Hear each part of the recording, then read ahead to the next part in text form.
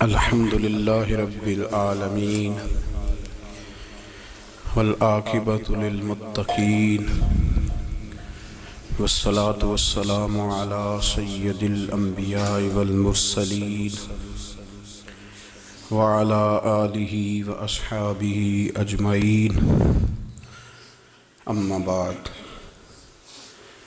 أعوذ بالله من الشيطان الرجيم بسم الله الرحمن الرحيم يا أيها الناس اعبدوا ربكم الذي خلقكم والذين من قبلكم لعلكم تتقون آمنت بالله صدق مولانا العظيم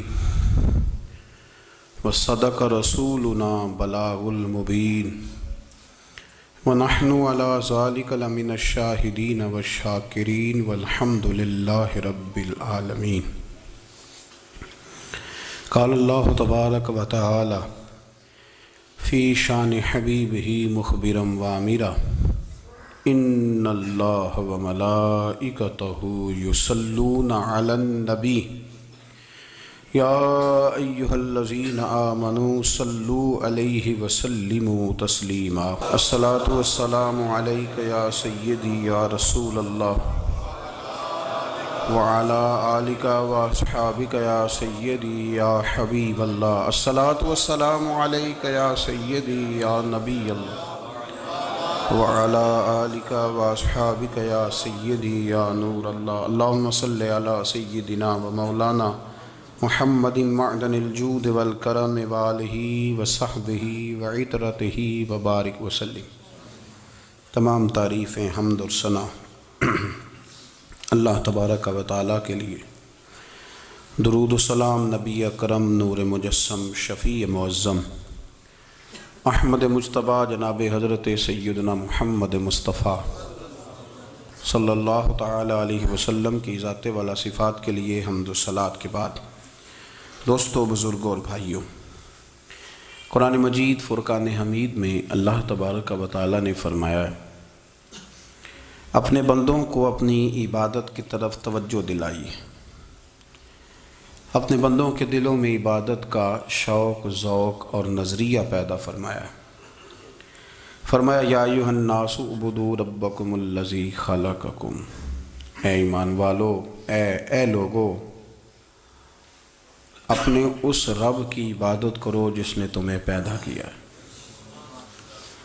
والذین من قبلکم، اور ان لوگوں کو بھی پیدا کیا ہے جو تم سے پہلے تھے۔ تمہیں عبادت کا نفع یہ ملے گا لعلکم تتقون، کہ تم پرہیزگار ہو جاؤ گے۔ عبادت اس لیے کرو کہ اللہ نے تمہیں پیدا کیا ہے، اور اس لیے کہ تم سے پہلے لوگوں کو بھی اللہ نے پیدا کیا ہے، اور پھر ارشاد فرمایا کہ الذی جعل لکم الارض فراشا، وہی رب ہے جس نے تمہارے لیے زمین کو فرش بنایا ہے، والسماء بناء، اور آسمان کو چھت بنایا ہے، وانزل من السماء ماء فاخرج به من الثمرات رزقا لکم، زمین کو فرش بنایا، آسمان کو چھت بنایا، پھر آسمان سے پانی برسایا جس کے ذریعے پھل نکالے، اور وہ بھی کسی اور کے لیے نہیں، رزق لکم، تمہارے رزق کے لیے، وہ بھی تمہارے رزق کے لیے۔ یہ ساری نعمتیں تمہیں دی ہیں، اب فلا تجعلوا للہ اندادا، اب تم اللہ کے ساتھ کسی کو شریک نہ بناؤ، وانتم تعلمون، اور تم جانتے بھی ہو، تمہیں خبر بھی، تمہیں پتہ ہے کہ عبادت اللہ کی کرنی چاہیے، تمہیں پتہ ہے کہ نماز پڑھنی چاہیے، تم جانتے ہو کہ نوافل ادا کرنی چاہیے، تمہیں پتہ ہے کہ سجدے آنکھیں بند کر کے جھوٹ کی زندگی جی کے، اپنے ساتھ بددیانتی کر کے، دھوکہ دے کے، اپنے آپ کو دائیں بائیں، اپنے آپ کو کہیں مصروف رکھ کے کچھ وقت ضائع تو کر لیتے ہو، پر تمہیں پتہ تو ہے نا کہ عبادت اللہ کی کرنی، تمہیں اس کی خبر ہے۔ فرمایا اس رب کی، دیکھیں نا، انسان پر اگر کوئی شخص نیکی کر دیتا ہے، احسان کر دیتا ہے، تو انسان اس کے سامنے پھر گردن نہیں اٹھا سکتا، یار یہ میرے مشکل وقت کا دوست ہے، اس نے میرے ساتھ نیکی کی ہے، کبھی بھی گردن نہیں اٹھائے گا، جھکا کے رکھے گا۔ تو اگر عام کوئی نیکی کر دے تو اس کے سامنے انسان کبھی گردن نہیں اٹھاتا، تو جو رب ساری نعمتیں عطا فرمائے، جو کہے کہ تیری تخلیق میں نے کی، تجھ سے پہلوں کو بھی پیدا میں نے کیا، تیرے لیے زمین کا بچھونا بھی میں نے بچھایا، آسمان کی چھت بھی میں نے لگائی، تیرے لیے زمین سے ساری اناج کو، پھل کو، کھیتیوں کو نکالا بھی تیرے لیے، اب تو اس طرح کر کہ تو میری عبادت کر، تو میری بارگاہ میں جھک جا۔ بہت سارے نشے لوگوں کو لگے ہوئے ہوتے ہیں، ہر آدمی کوئی نہ کوئی نشہ کرتا ہے، کوئی دولت کا کرتا ہے، کوئی شہرت کا کرتا ہے، کوئی اپنی تعریف کا نشہ کرتا ہے، دو چار لوگوں سے تعریف سن کے مطمئن ہو جاتا ہے۔ ناراض تو نہیں ہو گیا اس جملے سے؟ آپ کرتے ہیں لوگ دولت کا نشہ بھی، یہ جب نقصان ہوتا ہے تو بندے بیمار نہیں ہو جاتے؟ پیسے ڈوب جاتے ہیں تو لوگ بیمار نہیں ہو جاتے؟ تو اس کا مطلب یہ ہوتا ہے کہ نشہ ٹوٹ گیا ہے۔ اب بہک ہوئے ہیں نا تھوڑے سے تو کانپتے ہیں، تڑپتے ہیں، پریشان۔ نشئی اسی طرح ہی کرتا ہے نا، نہیں ملتا تو پریشان ہوتا ہے۔ یہ سارے نشے ہیں، مختلف قسم کا نشہ۔ اب مانتے نہیں اس بات کو، تسلیم نہیں کرتے، کیونکہ تسلیم کرنا بڑا مشکل کام ہے، اس کے لیے تو بڑی ساری چیزیں جو ہیں وہ دبوچ کے اور بڑی سارے رستے پھلانگ کے آنا پڑتا ہے، تو بڑا مشکل ہے ماننا، ورنہ کرتے ہیں ہم، ہمارا مزاج ہے۔ یہ گھومنے پھرنے کا، دنیا دیکھنے کا بھی ایک نشہ ہے، یہ بہت ساری باتیں کرنے کا بھی ایک نشہ ہے، گپ شپ کا بھی ایک نشہ ہے۔ دو چار لوگوں کی جب تک پگڑیاں نہ کھول لیں، بعض لوگوں کو نیند نہیں آتی، یہ غیبت کا، چغلی کا، بددیانتی کا، یہ بھی ایک نشہ ہے۔ اس پر ملا رومی رحمۃ اللہ نے بڑا کلام لکھا ہے، وہ کہتے ہیں مانگ کے کھانے کا بھی نشہ ہے، مانگ کے کھانے کا بھی نشہ ہے۔ وہ کہتے ہیں کہ ایک بھیک مانگنے والی خاتون تھی، تو بادشاہ کے پاس بھیک مانگنے آئی، تو بادشاہ کو پسند آ گئی، اس نے شادی کر لی۔ اب اس کو عادت تھی بھیک مانگ کے کھانے کی، تو وہ کنیزوں سے کہا کرتی تھی کہ فٹافٹ نہ روٹی لے کے آیا کرو، میں 2-3 دفعہ مانگوں تو پھر لایا کرو، کیونکہ ایک نشہ ہے نا، تو میں مانگوں 2-4 دفعہ تو پھر۔ تو انسان بہت سارے نشے کرتا ہے، یہ مانتا نہیں، یہ موبائل، یہ فیس بک، یہ سارے نشے ہی ہیں۔ اپنی فوٹو لگا لینا، سارا دن اسی کو دیکھتے رہنا۔ اور بڑے بڑے سیانے بندے جو وزادار ہیں، بڑے وزادار لوگ ہیں، لیکن وہ بھی سنجیدگی کے قائل نہیں، اس طرح کے نشوں کا شکار ہیں۔ یہ سارے نشے ہیں جو ہم نے پال لیے۔ ہمارے صوفیاء، ہمارے بزرگ فرماتے ہیں کہ تم اس طرح کرو، اگر سارے نشوں سے بچنا چاہتے ہو تو سجدے کا نشہ شروع کرو، سجدے کا نشہ شروع کرو۔ یہ نا اقبال کہتے ہیں، ہو عطار ہو، رومی ہو، رازی، آپ بات کو سمجھیں، عطار ہو، رومی ہو، رازی ہو، غزالی ہو، کچھ ہاتھ نہیں آتا بے آہ سحر گاہی۔ کہتے ہیں بہت بڑا صوفی ہو جیسے فرید الدین عطار تھے، بہت بڑا تصوف کا امام ہو جیسے امام غزالی تھے، بہت بڑا تفسیر کا استاد ہو جیسے امام رازی ہو، عطار ہو، رومی ہو، رازی ہو، غزالی ہو، پر کچھ ہاتھ نہیں آتا بے آہ سحر گاہی۔ اگر سویرے اٹھ کے روتا نہیں نا اللہ کی بارگاہ میں، اگر تہجد نہیں نہ پڑھتا، تو کچھ ہاتھ نہیں آتا بے آہ سحر گاہی، پھر اس کو کوئی چیز نصیب۔ میری بات کی سمجھ آ رہی ہے آپ حضرات؟ جب تک آپ سویرے نہیں اٹھتے، آپ اللہ اللہ نہیں کرتے، آپ کو نوافل کا چسکا نہیں، عبادت کا مزہ نہیں، فرمایا میری عبادت کرو، یہ شوق پیدا کرو، میں نے تمہیں پیدا کیا ہے۔ ہم لوگوں کے نشے، مختلف نشے، بڑا عجیب رنگ ہے۔ محفل کی صدارت کرنے والے بڑے پیر صاحب، بڑے القابات، بیچ میں سے بندہ تلاش کرنے سے بھی نہیں مل رہا، اتنے بڑے لقب ہیں اس کے، لیکن وہ سج سنور کے 2.5 گھنٹے بیٹھا رہا محفل میں، اور نماز کا وقت آیا تو اس نے مختصر سی پڑھی، وہ نکل گیا، وہ ہلکے سے سجدے کیے۔ اتنا بڑا عشق رسول، نعت خواں، ہو کیا بات ہے، اور عشق رسول کا بہت بڑا پیغامبر، بہت بڑا مبلغ، اور بیچارہ سمجھ ہی نہیں سکا کہ اللہ کے رسول نے فرمایا تو نماز پڑھ میری آنکھیں ٹھنڈی ہو جائیں گی۔ تو یہ نشے کے عادی تو ہیں پر حقیقت کے قائل نہیں ہیں۔ یہ بس ٹھیک ہے، خوابوں کی دنیا میں لوگ زندہ ہیں، پر جن کو یہ جو نشہ تھا نا عبادت کا، یہ میرے رسول پاک کی چاہت ہے، یہ میرے نبی کریم علیہ السلام کی، آپ دیکھیں نا حضور مہینوں مہینوں جا کے غار حرا میں بیٹھتے تھے. کیا وہاں تبلیغ کرتے تھے؟ کوئی کتاب لکھتے تھے؟ رسول کریم علیہ السلام مہینہ مہینہ رہتے غار حرا میں. کوئی نہ مجھے دیکھے، کوئی نہ مجھے ملے. حضور یہاں کیا ہے؟ فرمایا میں اپنے رب کی عبادت کروں گا. نبی کریم علیہ السلام نے سجدوں کے ساتھ پتھروں اور پہاڑوں کو آباد کر دیا، سجدوں کے ساتھ. آپ کا سجدہ آپ کو بہت ساری چیزوں سے چھڑا لیتا ہے، یہ بہت ساری جگہوں سے جھکنے سے بچا لیتا ہے. صوفیاء اولیاء یہ کیا کرتے تھے؟ یہ سجدے کا ذوق ہی تو پیدا کرتے تھے. سجدے کا ذوق. شاہ عبدالعزیز دباغ رحمۃ اللہ تعالی علیہ اپنے مریدوں سے فرمایا کرتے تھے کہ اگر تم پکے نمازی بن جاؤ نا، تہجد گزار ہو جاؤ، تو میرے پاس آنا جانا چھوڑ دینا.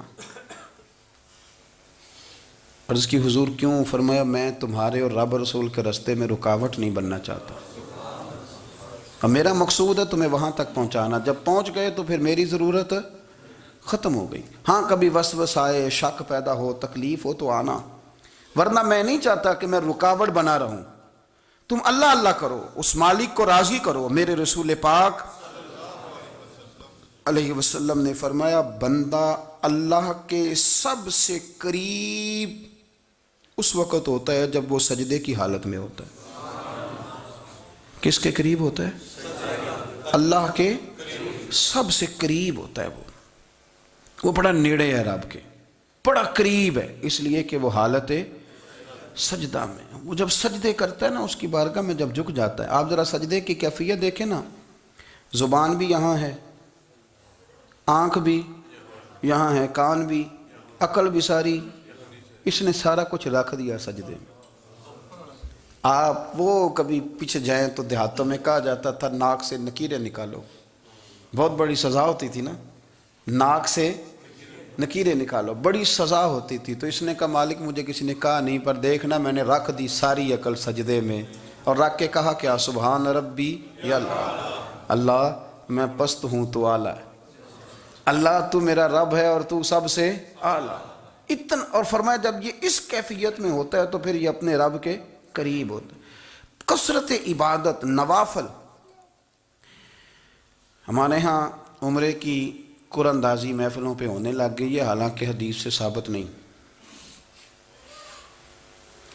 میں دوستوں سے کہتا ہوں جائز ہے، کرنی چاہیے، عمرے کی قرآن اندازی جائز ہے، پر کسی حدیث میں نہیں آئی کہ قرآن اندازی کرو عمرہ کرو. حدیث میں قرآن اندازی یہ آئی ہے کہ نبی پاک علیہ السلام نے فرمایا تمہیں پتہ چل جائے نا پہلی صف کا ثواب کتنا ہے، تم قرآن اندازی کرو. عمرے کی قرآن اندازی کا تو پوسٹر چھپتا ہے، تو یہ والی قرآن اندازی کب ہونی ہے؟ ہونی چاہیے کہ نہیں؟ حضور نے فرمایا تمہیں پتہ چلے کہ اس کا ثواب کتنا، تو تم قرآن اندازی کرو، تم قرآن ڈالو. جب آپ نماز پڑھ رہے ہوتے ہیں، جب آپ کا مصلی آباد ہوتا ہے، صلاح الدین ایوبی ایک بزرگ سے ملاقات ہو گئی، بیت المقدس پر قبضہ تھا عیسائیوں کا. تو صلاح الدین بڑے پریشان تھے. بابا جی کہنے لگے پتر کیا ہوا؟ کہنے لگے حضور پتہ چلا ہے دشمن کے 2 بحری بیڑے اسلحہ لے کے آ رہے ہیں. مسلمان پہلے ہی کمزور ہیں، اور اب اگر 2 بحری بیڑے اور آ گئے تو حضور مسئلہ بن جائے گا. تو میں پریشان ہوں کہ کس طرح یہ کم مسئلے والی ہماری فوج ہے کیسے مقابلہ کرے گی. تو بابا جی کہنے لگے پتر اس طرح کرنا، آج رات تو بھی دعا کرنا اور میں بھی کروں گا. تو بھی دعا کرنا، آپ ناراض نہ ہونا، ہم تو پیروں والے ہیں، ہم تو پیروں کے نوکر غلام ہیں، ہمارا تو گزارا ہی نہیں، ہمیں تو ملتا ہے سارا کچھ وہاں سے. پر میرا سوال یہ ہے کہ تعویذ لینے جاتے ہو نفل کیوں نہیں پڑھتے؟ رات اللہ اللہ کیوں نہیں کرتے؟ یہ بھی تو ہمارے بزرگوں کا ہی طریقہ ہے، انہوں نے تو ہمیں سکھایا ہے. صلاح الدین ایوبی سے بزرگوں نے کہا کہ رات آج نا اللہ اللہ کرنا، تو میں تیرے لیے دعا کروں گا، تو بھی دعا کرنا. تو بندہ جب دکھی ہوتا ہے تو سجدہ کرتا ہے تو پھر ہی تو مصلی بھیگ جاتا ہے، پھر ہی تو مزہ آتا ہے. سکھی بندہ تو کعبے جا کے نہیں روتا. دکھی تھے، تکلیف تھی، تو سر رکھا سجدے میں تو تڑپ گئے. اور وہ بابا جی کہتے ہیں میں مسجد آیا تو صلاح الدین چیخے مار کے رو رہا تھا اور کہہ رہا تھا مالک میں کوئی اپنی شان کے لیے تو نہیں نہ لڑ رہا، اللہ کو میں کوئی قبضوں کے لیے تو نہیں لڑ رہا، مالک تیرے لیے لڑ رہا ہوں، مجھے بے آبرو نہ کرنا، میری مدد فرمانا. کہتے ہیں میں آیا تھا کہ مسجد میں دعا کروں گا، پر صلاح الدین ایوبی کو روتے دیکھا تو میں لوٹ گیا۔ تو سویرے صلاح الدین ملے تو بڑے خوش تھے۔ میں نے کہا پتر کیا ہوا؟ کہنے لگے حضور وہ بحری بیڑے دو آ رہے تھے نا اسلحہ لے کے، دونوں ڈوب گئے پانی میں ڈوب گئے۔ تو بابا جی کہنے لگے صلاح الدین وہ پانی میں نہیں ڈوبے، وہ تیرے آنسوؤں میں ڈوب گئے، وہ غرق ہو گئے۔ وہ جو تو نے مسلح بات کیا تو وہ تیرے آنسوؤں میں ڈوب گئے، وہ غرق ہو گئے، وہ تباہ، اتنے قیمتی تھے تیرے آنسو کے بہا لے گئے دشمن کے بحری بیڑوں کو۔ میرے بھائی ٹھیک ہو گیا جی، میرے عزیز سمجھ لیں اس بات کو ہمیشہ کے لیے، اور اس پر غور کر لیں اچھے طریقے سے کہ میرے رسول کریم سید عالم صلی اللہ علیہ وسلم نے نا ہماری توجہ دلائی، حضور نے ہمیں بتلایا، ہمارا ذوق بڑھایا عبادت کی طرف۔ ایک صحابی تھے حضرت ابو فاطمہ رضی اللہ تعالیٰ عنہ، یہ ترمذی شریف کی حدیث ہے۔ نبی پاک علیہ السلام نے فرمایا ابو فاطمہ قیامت کے دن مجھ سے جلدی ملنا چاہتے ہو کہ دیر کے ساتھ؟ تو کہنے لگے حضور کون ہوگا جو دیر سے ملنا چاہے گا؟ ہم نے تو جان دے دی وعدہ دیدار پر۔ اعلیٰ حضرت فرماتے ہیں جان دے دی وعدہ اور نقد اپنا دام ہو ہی جائے گا۔ مجھے لگتا ہے کہ یہ سودا نقد و نقد ہو جانا ہے، چونکہ ہم نے جان دے دی وعدہ دیدار پر۔ آپ نے وعدہ کیا تھا کہ مریں گے تو پھر زیارت ہوگی، تو مر گئے ہم زیارت کی خاطر۔ جان دے دی وعدہ دیدار پر تو نقد اپنا دام ہو ہی جائے گا۔ اے رضا ہر کام کا ایک وقت ہے، دل کو بھی آرام ہو ہی جائے گا۔ تو حضرت ابو فاطمہ رضی اللہ تعالیٰ عنہ سے نبی پاک صلی اللہ علیہ وسلم نے فرمایا جلدی ملنا چاہتے ہو کہ دیر سے؟ عرض کی حضور فٹافٹ ملنا ہے، میں نے قیامت کے دن آپ سے جلدی ملنا ہے۔ تو نبی پاک علیہ السلام نے فرمایا پھر اس طرح کرنا، دنیا میں رہ کے سجدے زیادہ کرنا، پھر سجدے زیادہ کرنا، قیامت میں ملاقات جلدی ہو جائے گی، قرب ملے گا تمہیں۔ اپنے بچوں کے اندر دیکھیں نا، ہم شوق پیدا کرتے ہیں، ہمیں صحیح لفظ نہیں بولنے آتے پر ہم بچوں میں شوق پیدا کرتے ہیں کہ پتر ڈاکٹر بن جائے گا تو بڑا نفع کرے گا، تو لوگوں کی خدمت کرے گا، ملک و ملت کی خدمت کرے گا، تیرے ابا کا نام روشن ہوگا، تیرے دادا کی تعریفیں ہوں گی۔ ہم یہ ذوق پیدا کرتے ہیں۔ ہم اپنے نوجوانوں کے اندر یہ فکر پیدا کرتے ہیں، انہیں ہم سمجھاتے ہیں کہ میاں جب تم پڑھو گے، محنت کرو گے تو فلاں آدمی کی طرح تمہارا نام ہوگا۔ یہ جتنا ذوق ہم بچوں کے اندر ان چیزوں کا پیدا کرتے، ہمیں حکم ہے کسی طرح ہم ذوق پیدا کریں کہ پتر نماز پڑھے گا تو اللہ راضی ہو جائے گا، تو سجدہ کرے گا۔ دیکھیں نا میرے رسول کریم علیہ السلام نے فرمایا 7 سال کے بچے کو مسجد لے کے جاؤ، یعنی اسے شوق دلاؤ، اس کے اندر یہ خاصیت پیدا کرو کہ اس کا دل کرے مسجد میں جانے کا، اس کے اندر یہ خصوصیات لاؤ کہ وہ ہمارے ہاں نا ہر چیز کو پرموٹ کیا جا رہا ہے، ہر چیز کو، یعنی سر سنگیت سکھانے کے لیے اکیڈمیاں بن گئی ہیں، ہر شے پرموٹ ہو رہی ہے، عبادت کا جذبہ کم ہوتا جا رہا ہے، اللہ اللہ کا ذوق ہمارے اندر نہیں رہا۔ اور اتنا مشکل ہم نے اپنے لیے بنا لیا ہے کہ وہ بندہ جو بڑی زبردست مذہبی گفتگو کر رہا تھا اور تگڑی بات کر رہا تھا، کیا بات ہے، لیکن نماز کے بارے میں کمزوری دکھا جاتا ہے، نوافل کے بارے میں وہ چپکے سے نکل جاتا ہے۔ امام احمد بن حنبل رحمۃ اللہ تعالیٰ علیہ، مسند امام احمد بن حنبل 14 جلدوں میں ہے مارکیٹ میں، اور مجھے تو خیر پسند ہی بڑی ہے، میں نے تو کئی دفعہ پڑھی ہے۔ اور کیا بات ہے امام احمد بن حنبل کی، کیسے تگڑے قسم کے محدث تھے، اور اللہ نے کتنا انہیں اعزاز عطا فرمایا ہوا تھا۔ یہ کوڑے بھی کھاتے تھے دین کی خاطر، سارا کرتا لہو سے بھر بھی جایا کرتا تھا، بڑا اعزاز والا شخص تھے، بڑے اعزاز والے، حدیثیں جمع کرنا، حدیثیں لکھنا، حدیث پڑھانا، سارا دن رہتے تھے۔ کہہ سکتے تھے کہ میں کر تو رہا ہوں کام، اور حدیث بھی موجود ہے کہ عالم عابد سے افضل ہوتا ہے، پر اس کے باوجود امام احمد بن حنبل رحمۃ اللہ علیہ 300 نفل فرض نمازوں کے علاوہ پڑھا کرتے تھے، 300 نوافل روز پڑھا کرتے تھے۔ ان کے بیٹے نے کہا ابا جی مکان خریدنا ہے تو کوئی جگہ کہاں کر کے لوں، بہت ساری آبادیاں، تو فرمایا پتر وہاں لینا جہاں مسجد قریب ہو۔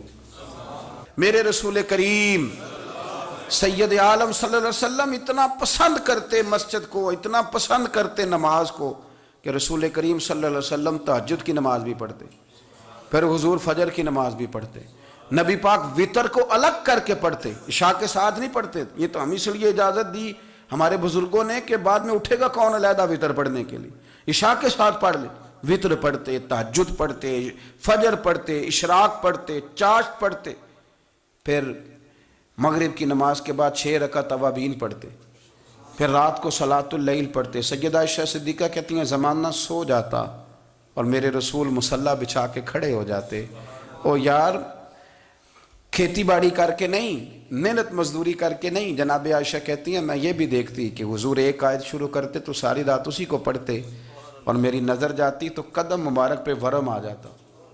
یار نماز پڑھ پڑھ کے، اتنی مشقت کر کے، اتنی جد و جہد کر کے ورم آ گیا، یا رسول اللہ اتنی محنت کیوں کرتے ہو؟ فرمایا افلا اکون عبدا شکورا، کیا میں اپنے رب کا شکر گزار بندہ نہ بنوں؟ صحابہ کا ذوق عبادتوں کا، ریاضتوں کا، تلاوتوں کا، طبیعت ان کی، وہ ایک دوسرے کو، حضرت مولا علی شیر خدا کرم اللہ تعالی وجہہ الکریم کے زمانے میں روم کے بادشاہ نے کہا یار یہ مسلمانوں کا پتہ تو کرو، یہ آخر کیوں اتنے زیادہ مجاہد ہیں؟ اس زمانے میں جاسوس بھیجنے کا مزاج تھا، اب تو جاسوس پکڑا جاتا ہے، اب تو جاسوس، اور جاسوسی کا شوق ویسے آج بھی ہے۔ عرض کروں تھوڑی سی بات اس عنوان سے، پتہ ہے کیا ہمارا مسئلہ ہے؟ ہم جہاں جاتے ہیں نا وہاں تھوڑی خوشبو سونگھنے کی کوشش کرتے ہیں، وہ کیا ہے تو یہ کیا ہے تو ادھر کیا ہے تو تھوڑا سا ادھر کیا ہے۔ میرے رسول پاک پڑھیے درود شریف، سارے پڑھیے ذرا زور سے، صلی اللہ تعالی۔ نبی پاک علیہ السلام نے فرمایا جاسوسی نہ کرنا ورنہ تم بندوں کو خراب کر دو گے، اور فرمایا اس طرح نہ ہو کہ تم کسی کے آپ کھول نہ نکلو تو تمہارے پہلے کھول جائیں۔ یہ جو ذوق ہے نا یہ ختم کریں، چھوڑیں، مطلب آپ کس چکر میں پڑے ہوئے ہیں؟ اتنی زیادہ توجہ کرنے کی کیا ضرورت ہے؟ نیک کام سے کام رکھیں، اس میں بندہ تھوڑا سا نا آسان رہتا ہے۔ یہ جو بہت زیادہ ٹٹولنے والے لوگ ہوتے ہیں نا وہ بیچارے پھر عمر ٹٹولتے ہی گزار دیتے ہیں، اس لیے کہ مزاج ہی بہت پکا ہے، بوری کا منہ کھول کے اندر تک ہاتھ ڈالنا، تو پھر کئی دفعہ سامنے سے بچھو بھی لڑ جاتا ہے، خرابی ہوتی ہے۔ تو جاسوسی کی جاتی تھی، اس نے بھی جاسوس بھیجے، کیونکہ قبیلوں کے لوگ تھے، کچھ مسلم کچھ کافر، پہچانے نہیں جاتے تھے لوگ، تو کچھ لوگ اس نے بھیجے، انہوں نے آ کے نا تحقیق کی، ریسرچ کری کہ آخر ماجرا کیا ہے، تو واپس جا کے انہوں نے رپورٹ دی نا روم کے بادشاہ کو۔ اس رپورٹ کا ایک جملہ بڑا شاندار ہے، وہ کہنے لگا بادشاہ ہمیں مسلمانوں کی کوئی سمجھ نہیں آئی، ہمیں کوئی سمجھ نہیں آئی۔ انہوں نے کہا کیوں نہیں سمجھ آئی؟ کہنے لگے یار عجیب بندے ہیں، جب رات مصلی پہ بیٹھتے ہیں تو یوں لگتا ہے ان کا دنیا سے رشتہ ہی کوئی نہیں، کوئی کسی کو نہیں جانتا، کوئی اپنے دکھ سنا کے رو رہا ہے، کوئی اپنی بات کر کے رو رہا ہے، لگتا ہے کہ ان کا کوئی رشتہ ہے ہی نہیں جب مصلی پہ بیٹھتے ہیں۔ اور فرمایا جب سویرے یہ جہاد کرنے نکلتے ہیں تو لگتا ہے ان سے زیادہ دلیر ہی کوئی نہیں، حالانکہ جو مصلوں پہ رونے دھونے کے لوگ ہوتے ہیں وہ کئی دفعہ جہاد میں کام نہیں کرتے، لیکن عجیب لوگ ہیں کہ رات کے راہب ہیں، دن کے مجاہد ہیں، کوئی سمجھ نہیں آتی۔ میرے عزیز ان لوگوں نے مصلی آباد کر کے رکھا، تلاوتیں ان کا ذوق رہی، منزل روز پڑھنا، اسباق پڑھنا، وظائف پڑھنا، یہ ان کا ذوق رہا۔ اعلیٰ حضرت بریلوی رحمت اللہ نے 1000 کتاب لکھی ہے، لیکن الوظیفۃ الکریمہ کے نام سے جو وہ صبح و شام وظائف پڑھتے تھے وہ الگ انہوں نے ان کو بیان کیا، پابندی کے ساتھ اپنی اللہ اللہ کرتے تھے۔ شیخ شہاب الدین سہروردی رحمت اللہ علیہ اس پر ایک بندے نے اعتراض کیا، اس نے کہا جی آپ کس قسم کے صوفی ہیں، مرید بیٹھے ہیں اور آپ وہاں نفل پڑھ رہے ہیں؟ یہ بھی بڑا مسئلہ ہوتا ہے نا، جو بندہ ملنے آتا ہے وہ اپنے ٹائم کے حساب سے آتا ہے، اور پھر اس کا یہ بھی خیال ہوتا ہے کہ پیر صاحب جو ہیں وہ چونکہ درویش ہیں تو نہ انہیں روٹی کھانی چاہیے نہ سونا چاہیے، چونکہ وہ درویش ہیں، اور ہم چونکہ درویشوں کے ماننے والے ہیں لہذا ہمارا یہ طریقہ ہونا چاہیے کہ جیسے ہم کہیں درویش ویسے ہی کر جائے، حالانکہ جس کو آپ درویش کہیں گے آپ اس کی مانیں گے، آپ منوائیں گے نہیں، تو ہمارا مزاج ہوتا ہے۔ شیخ شہاب الدین پر لوگوں نے اعتراض کی، حضور لوگ ملنے آئے ہیں، زیارت کرنے آئے ہیں، یہ بندے دعا کرانے آئے ہیں، اللہ اللہ کرانے آئے اور آپ نفل پڑھ رہے ہیں، کیا جملہ ہے، کیا حسن ہے، کیا خوبصورتی ہے۔ فرمانے لگے رب رسول سے مانگنے کے لیے مصلی بچھایا ہے، اگر وہاں سے مانگوں گا نہیں تو تمہیں دوں گا کیا؟ پہلے مجھے کچھ لے تو لینے دو، اگر میرے پلے کچھ ہے ہوگی تو آگے دوں گا نا، تو میں مانگنے گیا تھا کہ یا اللہ دے تیرے بندے لینے آئے ہیں، دے تو میں کچھ لوں گا تو آگے دوں گا نا۔ لیکن ہمارا یہ سٹیٹس، یہ مزاج، یہ شعور نہیں ہے، گپیں، کہانیاں، داستانیں، گفتگو، خطابت، واز، کیا بات، لیکن اگر کچھ کرنے کا کام ہو تو وہ نہیں ہم سے ہوتا۔ میرے نبی کریم علیہ الصلاۃ والسلام نے مصلی سے دل لگانے کا درس دیا، حضور نے توجہ دلائی، صحابہ اس ذوق کے حامل لوگ تھے، وہ کوشش کرتے تھے۔ جناب صدیق اکبر رضی اللہ تعالیٰ عنہ کا عبادت کا مزاج ہمیشہ قائم رہا۔ حضرت عمر فاروق ساری رات اللہ کے حضور کھڑے رہے۔ حضرت عثمان غنی رضی اللہ تعالیٰ عنہ عشاء کی نماز پڑھ کے 2 رکعتوں کی نیت باندھتے تھے، 15 سپارے پہلی رکعت میں پڑھ دیتے تھے اور 15 سپارے قرآن مجید کے دوسری رکعت میں پڑھ دیتے تھے۔ آپ نے نا حضرت عمر فاروق کے وصال کے بعد ان کی ایک بیوہ سے نکاح کیا،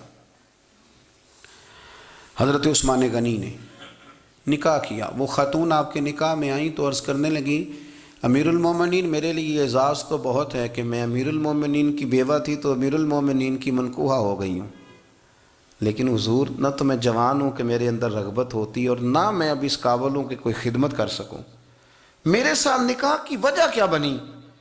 تو عثمان غنی رو پڑے، فرمانے لگے میں نے عمر فاروق کو مسجد میں اپنے رب سے ڈرتے ہوئے دیکھا ہے، میں نے اسے روتے ہوئے دیکھا ہے، عدل کرتے دیکھا ہے، انصاف کرتے دیکھا ہے، امت کی خیر خواہی کرتے دیکھا۔ تمہارے ساتھ نکاح اس لیے کیا ہے کہ تم مجھے یہ بتاؤ کہ عمر فاروق گھر کے اندر اپنے رب کو کیسے راضی کرتے تھے، گھر کے اندر کیسے راضی کرتے تھے، وہ طریقے بتلاؤ، تم بتاتی جانا اور میں بھی اسی طرح گھر میں عبادت کروں۔ میرے رسول کریم علیہ الصلاۃ والسلام نے ارشاد فرمایا، حضور فرمانے لگے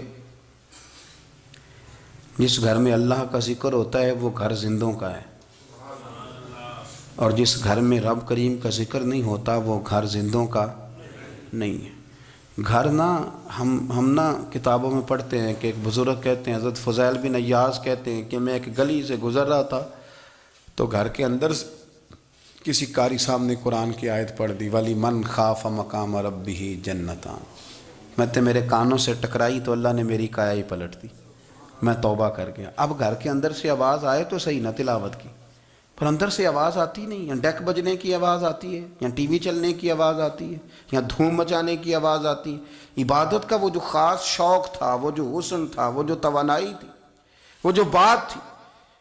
ایک جگہ پہ ہم بیٹھے تھے تو وہاں ایک صاحب آئے اور انہوں نے آتے ہی کہا کہ مہربانی کریں ذرا مجھے مصلی دے دیں، میرے نہ کچھ نفل رہ گئے۔ تو میں نے وضو کر لیا تو کوئی مصلی مل جائے، مصلی انہیں دے دیا گیا، وہ مصلی لے کے چلے گئے تو پیچھے ایک صاحب نے تبصرہ کیا، کہنے نے کتنا ریاکار بندہ ہے، لوگوں کو دکھا رہا ہے کہ میں نفل پڑھتا ہوں، ہے کوئی بات کرنے والی؟ میں نے اسے کہا تو مہربانی کرنا اس طرح کی ریاکاری تو بھی کر، پکڑ مصلی اور جا تو بھی تھوڑی ریاکاری کر کے آ، اٹھ ذرا، شکر کر کوئی یہ ریاکار بھی ملا ہے، کوئی نفل پڑھ کے ریاکاری کر رہا ہے۔ اللہ کا میں کہتا ہوں کو پڑھے تو صحیح نہ، یہ کوئی دور ہے نفل پڑھنے کا؟ اس میں تو لوگوں کا مزاج ہی نہیں، طبیعت ہی نہیں۔ میں نے کہا چل مہربانی کر یہ لے مصلی اور تو بھی جا تھوڑی سی یا کر یا ریاکاری کرو تو صحیح نا، مزاج ہی نہیں، ذوق۔ جمعے کی نماز پڑھ کے یوں دنیا بھاگتی ہے، او ہو پتہ نہیں کون سی پیچھے آگ تھی جو بجھائی جائے گی، اور آج تک لوگ مسئلہ پوچھ رہے ہیں کہ جمعے کی بعد والی سنتیں کتنی ہوتی ہیں۔ میں نے کہا کتنے سال ہو گئے جمعہ پڑھتے، کتنے سال ہو گئے، ابھی تک سنتوں کا نہیں پتہ، ابھی تک نے علم کے پہلے کتنی رکھتے ہیں اور بعد میں کتنی رکھتے ہیں۔ فجر کی سنتیں کب پڑھنی چاہیے؟ سنو فجر کی سنتوں کے بارے میں۔ میرے رسول کریم سید عالم صلی اللہ تعالیٰ علیہ وسلم سے ایک صحابی نے پوچھا تھا، حضور میری فجر کی سنتیں رہ گئیں یا رہ جاتی ہیں تو حکم کیا ہے؟ کیا انداز ہے حضور کا، بخاری مسلم کے لفظ سنو۔ حضور سید عالم صلی اللہ علیہ وسلم فرمانے لگے، اس نے کیا پوچھا تھا، حضور جواب کیا دیتے ہیں؟ فرمایا فجر کی سنتیں کبھی نہ چھوڑنا، فجر کی پہلی 2 سنتیں کبھی نہ چھوڑنا۔ یا رسول اللہ صلی اللہ تعالیٰ علیہ وسلم میری رہ گئی ہیں، رہ جاتی ہیں۔ فرمایا فجر کی 2 سنتیں نہ چھوڑنا، فرمایا فجر کی پہلی 2 سنتیں مجھے دنیا اور دنیا کے اندر جو کچھ ہے وہ سب سے زیادہ پیاری ہے۔ فجر کی 2 سنتیں دنیا اور دنیا میں جو کچھ ہے مجھے وہ سب سے زیادہ پیاری ہیں، اس لیے فجر کی سنتیں نہ چھوڑنا۔ اپنا ذوق، اپنی طبیعت، ہم نے نا ذوق غلط بنا لیا ہے۔ اگر 20 بندے کہہ بھی دیں گے تو نے بڑی شاندار تلاوت کیا تو کیا اس سے بنے گا؟ 100 بندہ کہہ بھی دے تیری کیا بات ہے، کیا بات ہے نعت خاں کی، کیا بات ہے علامہ صاحب کی، پیر صاحب کی، پیر مہر علی شاہ صاحب رحمۃ اللہ علیہ۔ آپ تشریف فرما تھے تو آپ کے ایک ہی بیٹے بابو جی جن کو کہا جاتا ہے، جس دن صاحبزادے پیدا ہوئے تو خادم نہ وہاں سے نکلا. ان لوگوں کے شوق اور طرح کے تھے نا، تو ان کی توجہ بھی اپنے شوق کی طرف رہتی. تو خادم نکلا اندر سے، پیر صاحب مبارک ہو، پیر صاحب مبارک ہو، پیر صاحب مبارک ہو، پیر صاحب مبارک ہو، شور کر رہا ہے.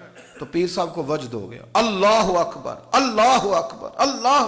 او کیا ہوا، کس بات کی مبارک دے رہے ہو؟ عرض کی حضور اللہ نے بیٹا دیا ہے. تو آپ فرمانے لگے اچھا حضور آپ کیا ہوا، آپ تو پریشان ہو گئے. فرمانے لگے جب تو نے 3 دفعہ کہا نا مہر علی کو مبارک ہو، تو میں سمجھا تھا شاید تجھے کسی نے بتا دیا ہے کہ مہر علی سے اللہ راضی ہو گیا. میں سمجھا تھا کہ شاید تو یہ خبر لے کے آیا ہے کہ کسی نے بتایا ہے کہ مجھے آج خبر ملی ہے کہ مہر علی سے رب اچھا پتر ہوا ہے. الحمدللہ اللہ کا شکر ہے. پر میرے لیے مبارک کا دن وہ ہوگا جب میرا رب کہے گا کہ میں مہر علی سے راضی ہوں. میرے محبوب کہیں گے کہ میں مہر علی سے. آپ بات کو سمجھیں. شوق ہی کسی اور طرف تھا، دل ہی کہیں اور لگا ہوا تھا، طبیعت ہی کہیں اور مائل تھی. کوئی وظیفہ پوچھتے تھے تو پڑھتے تھے وہ لوگ، کچھ اللہ اللہ انہیں بتائی جاتی تھی تو کرنے کا ذوق رکھتے تھے، طبیعت تھی، قائل تھے. حضرت ربیع کہتے ہیں میں بڑی دور سے سفر کر کے گیا حضرت اویس کرنی سے ملنے، بڑی دور سے. اور جب میں پہنچا تو فجر کا وقت تھا. تو حضرت اویس کرنی کو میں نے پا لیا. تو وہ نماز پڑھ کے نا قرآن شریف لے کے بیٹھ گئے. فرماتے ہیں اشراق چاشت کا وقت ہوا تو نفلوں کی نیت باندھ لی. محدث ابن الجوزی نے لکھا ہے، فرماتے ہیں پھر جب زوال کا وقت ہوا تو مسجد میں جھاڑو دینے لگ گئے. ظہر کی نماز پڑھ کے تو عصر کی تیاری تک وہ مسجد میں بیٹھے رہے. اور میرے نبی پاک علیہ السلام نے فرمایا جو نماز کے انتظار میں بیٹھا ہو وہ نماز ہی میں ہے، وہ نماز ہی میں ہے. فرمایا میری دنیا میری امت کی جو رہبانیت ہے نا وہ اتنی ہے کہ نماز کا انتظار کرے. اذان کے بعد نماز کا یہ راہب ہیں، یہ اس وقت چھوڑ کے بیٹھے ہیں سارا کچھ. فرماتے ہیں عصر تک انہوں نے اللہ اللہ کی، پھر مغرب تک کی، عشاء کی نماز ہوئی تو نماز پڑھی تو وہ تھک گئے. اب مجھے وہ فارغ ہوں مصلی چھوڑے تو میں ملاقات کروں نا. یہ آپ حیران نہ ہوں کہ اتنی دیر بندہ کیسے اللہ اللہ کر. ہم نے کی نہیں نا اس لیے ہم پریشان ہیں. جو عادی ہوتے ہیں وہ کر بھی لیتے ہیں. وہ یہ کام میری بات کی سمجھ آ رہی ہے. جب جاتے ہو کسی دفتر میں تو 8 گھنٹے کھڑے رہ لیتے ہو نا، مجبوری ہوتی ہے تو کھڑے رہا جا سکتا ہے. پاسپورٹ کے دفتر بولیے، امیگریشن کی لائنوں میں، اور میں نے تو امبیسیوں میں بندے 12 گھنٹے پہلے جا کے کھڑے دیکھیں، رہ لیتے ہیں کھڑے. تو اگر ان کاموں کے لیے رہا جاتا ہے تو اللہ رسول کے لیے بھی کھڑے رہا جا سکتا ہے.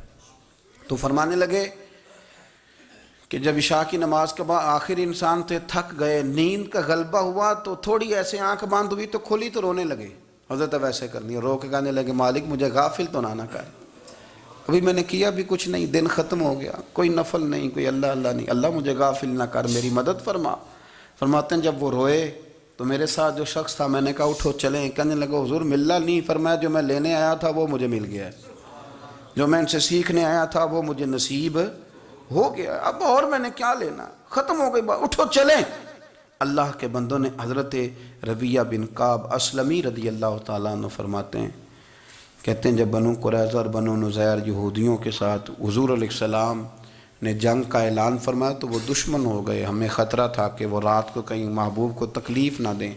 تو کچھ لوگ نا تلواریں لے کے نبی پاک کے دروازے پہ پہرے داری کرتے تھے. گن مین رکھنا حرام نہیں، اگر کسی کو واقعی خطرہ ہو تو اس کے لیے سنت بھی ہے. حضرت علی المرتضیٰ تلوار لے کے حضور کے گھر کا پہرا دیتے تھے. حضرت ربیعہ بن کعب اسلمی رضی اللہ تعالیٰ عنہ فرماتے ہیں کہ رات میری ڈیوٹی تھی کہ میں حضور کے گھر کا پہرا دوں گا. تو فرماتے ہیں میں باہر سن رہا تھا، ساری رات ہی میرے نبی پاک نے اللہ کی تسبیح پڑھی، ساری رات، کبھی تسبیح، کبھی تحلیل، کبھی تحمید، کبھی تکبیر، ساری رات. فرماتے ہیں ساری رات حضور پڑھتے رہے اور ساری رات ہی میں سنتا رہا.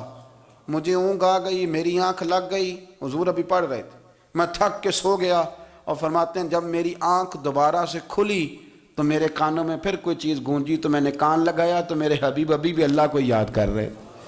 ساری رات حضور رب کی عبادت کرتے. اسی لیے تو کہا یا ایھا المزمل قم اللیل الا قلیلا. حبیب ساری رات تو نہ جاگا کر، تھوڑا آرام بھی کر لیا کر. میرے بھائی اپنا مصلی، اپنی عبادات، اپنے وظائف اللہ اللہ جو آپ نے کسی سے سیکھی ہے اس کو کبھی کمزور نہ ہونے دیں۔ شجرہ شریف جو کسی بزرگ سے آپ لے لیتے ہیں تو کیا رسم ہے کوئی؟ اس پہ کچھ لکھا ہوتا ہے، وہ پڑھنے کے لیے دیا جاتا ہے، اس پہ لکھا ہوتا ہے کہ جی اللہ اللہ آپ نے کرنی ہے۔